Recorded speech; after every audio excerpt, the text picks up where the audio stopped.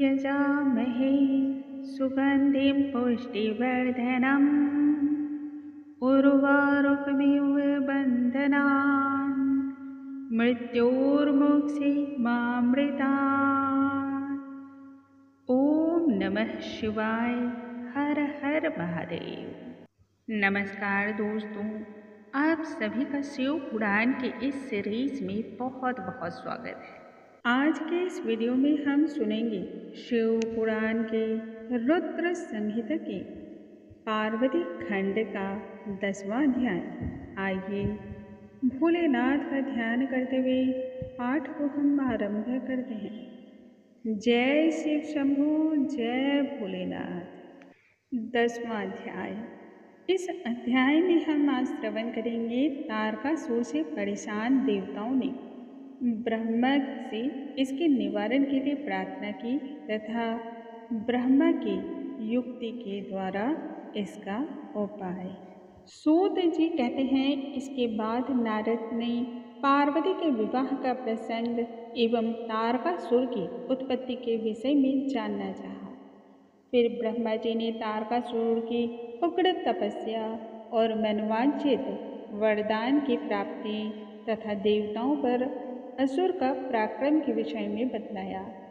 तारकासुर ने इसके बाद इंद्र को इंद्रासन पद से हटा करके स्वयं उस पर प्रतिष्ठित हो गया।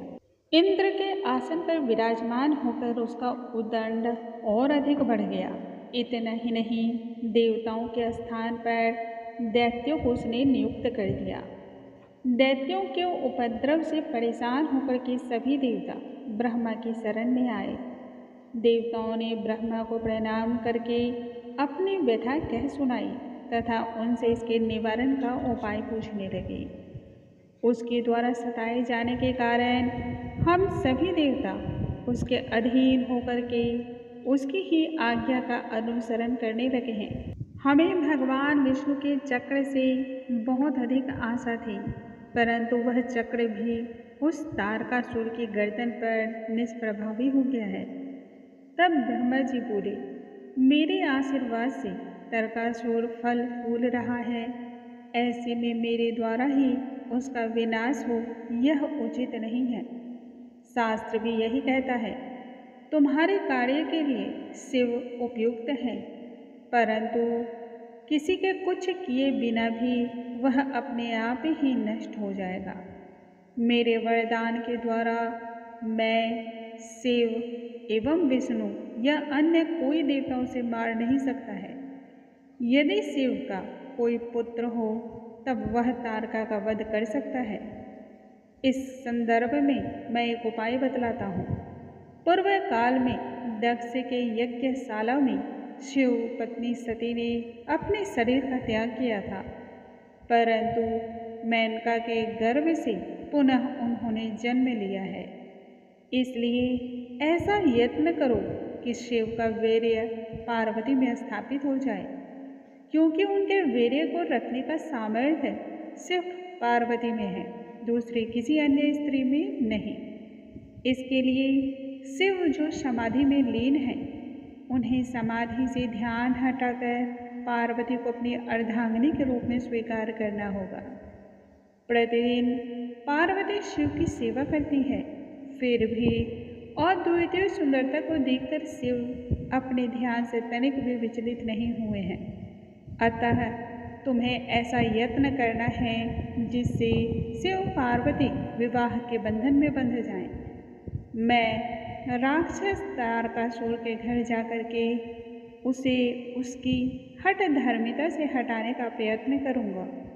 इसलिए आप सभी अपने अपने धाम को जाएं।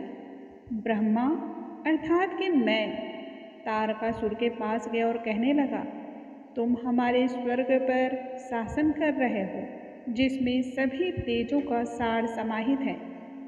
तुमने तपस्या को जिस उद्देश्य से किया था, उससे कहीं अधिक पाने की लालसा से तुमने स्वर्ग पर आधिपत्य कर लिया है, जो कि अनुचित है। इसलिए स्वर्ग को मुक्त करके तुम पृथ्वी लोक पर जाओ। वहीं रहकर और वहाँ पर उन कर्मों को करके भी तुम देवलोक के सभी फल को एक समान प्राप्त कर सकते हो। मेरे इतना समझाने पर तारका पृथ्वी पर शोणित नामक नगर का निर्माण करके उस पर राज्य करने लगा और मैं भी शिव का ध्यान करके अंतर्ध्यान होगा। सभी देवता प्रसन्न होकर के इंद्रपुरी गए, जहाँ इंद्र ने उनका स्वागत किया। वहाँ सभी ने तब विचार किया कि ब्रह्मा के कहे अनुसार शिवा के प्रति प्रेम उत्पन्न हो ऐसा यत्न करना चाहिए। इंद्र को सभी बातों से अवगत कराकर देवतागण अपने अपने निवास स्थल पर चले गए। भक्तगणों, जो भी इन कथाओं का श्रवण करता है, प्रतिदिन पठन करता है, उन सभी पर महादेव की असीम कृपा होती है। इसलिए प्रत्येक भक्तगण को शिव पुराण की इन कथाओं का जरूर श्रवण करना चाहिए। आज की कथा को हम यहीं पर विराम लगाते हैं। कल आगे की कथा का हम फिर से आरंभ करेंगे। तब तक के लिए नमस्कार दोस्तों। हर हर महादेव।